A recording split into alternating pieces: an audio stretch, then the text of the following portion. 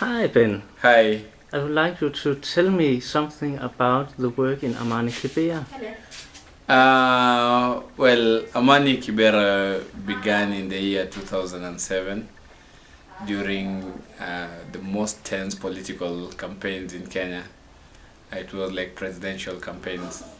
So at that moment, a lot of politicians were talking so negatively about Kibera and giving all the bad things, all the bad examples in Kibera.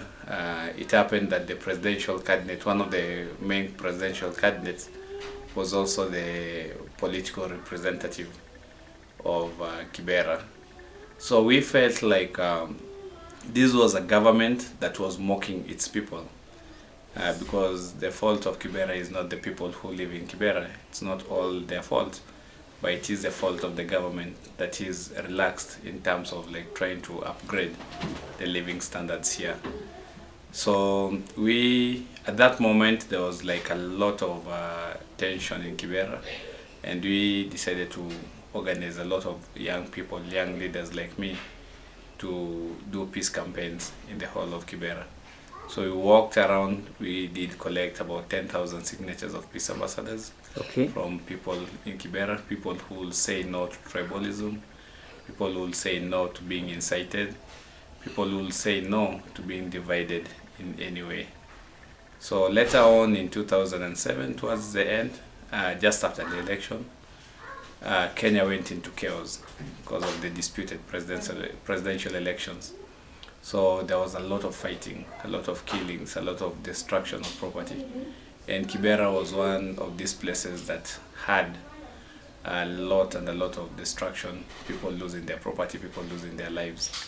So we sat and thought, like, why don't we do programs that will be more long-term programs that will kind of shape the future of Kibera as a peaceful society, and as a society or a community where people embrace each other and accept each other's cultural or religious or political differences. And that is when Amani Kibera was born. So today we offer 3 pillars of peace in Kibera. And one is education. We are using education because we believe like an empowered person, an educated person, basically has more opportunities to a better life, to a better future here. And it's also very difficult for you to be like incited in any way, because then you have like informed choices that you can make. The second pillar is using sports, and that is like more of developing talents of children with sporting abilities in Kibera, but also intertwining it with peace campaigns in a way like we're also able to address other social vices like peace building. We're able to address issues of drug and substance abuse. We're able to address issues of HIV and AIDS, which is very rampant amongst the young people here in Kibera. And the third one was using art, using your artistic talent to be able to develop it, tap it, develop it, and also use it as a tool for positive social change in Kibera. Yeah. So today we run a community library that is free for members of the community. It serves up to 400 people a day. We also have a girls empowerment center, which we call the Uwezo Girls Empowerment Center.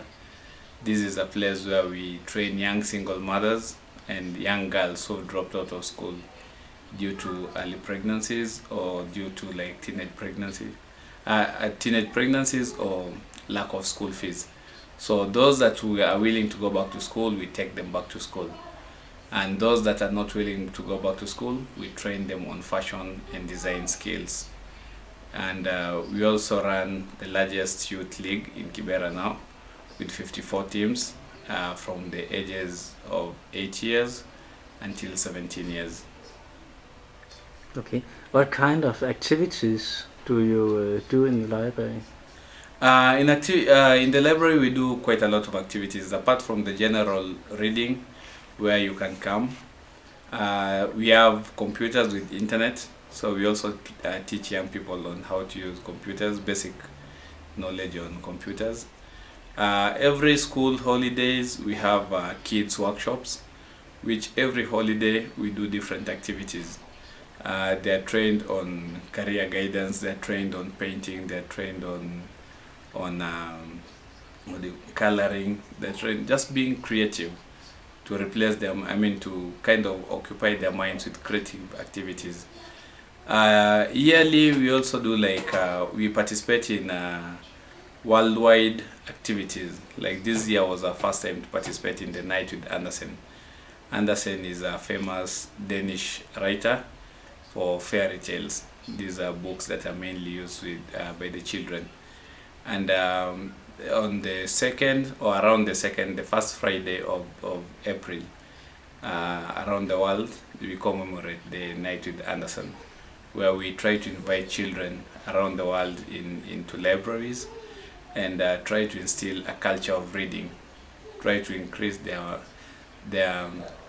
what do you call it?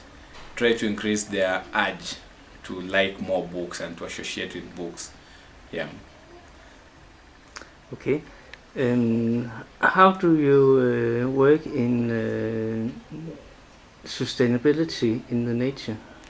Well, in the nature, this time, for the first time, very interesting, we adopted an elephant by the name Orwa. And this elephant was rescued after its parents were killed. So we adopted an elephant, and we adopted this as an organization so that we are able to sensitize these young people about the importance of keeping nature, of keeping all these animals, the importance of protecting nature in a way we do not destroy what we have today, so that our kids in future will not be able to see what we are seeing today. So this is something that we are doing it for the first time, and we are seeing quite a lot of positive reaction from the kids. We are going to start a box, a collection box, where any person, any kid who would like to be part and parcel of this elephant, saving this elephant's life, can contribute something little. In a way, by the end of the year, we have 4,000 shillings that we can take to the David and Shedrick's Orphanage Center for the upkeep of this elephant. Why using sport as a way of making peace?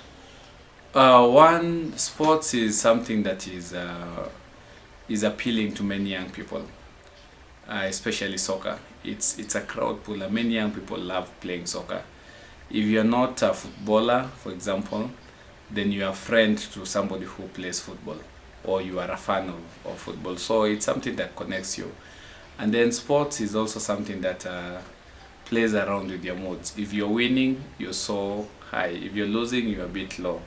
But the main idea is, how do you manage to control your emotions when you're losing or when you're winning, in a way that it does not end up into violence, or it does not end up into hurting somebody who does not agree with you, or who is in the opposite side of the team. Yeah. So for us, we use sports mainly as a tool for mobilization of these young people, and then talk to these young people, train them on how to tolerate each other and accept each other's differences and take it as diversity. Okay. Yeah. Thanks. Welcome.